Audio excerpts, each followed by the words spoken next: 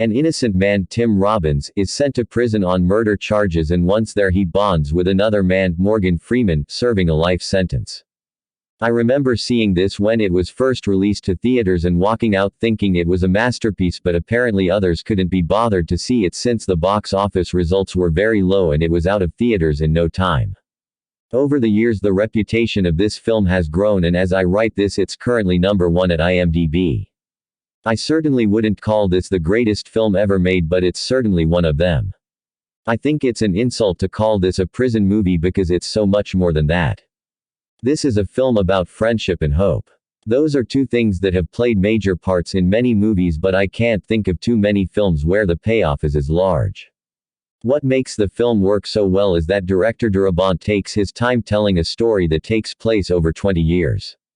Another wonderful thing the director does is that he really makes the 20 years pass on in a believable manner. Most films that jump time feel cheap and rushed, but that's not the case here because the wonderful screenplay lets us get to know the two main characters, but also the supporting characters are very well written. What really brings this magic to life are the performances, which are downright brilliant, and I'd argue that you can see some of the greatest ensemble acting right in this film.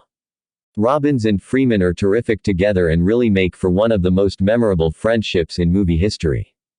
The way Robbins walks and talks is perfectly done, and I just love the way, as Freeman says in his narration, he walks around as if he didn't have a care in the world.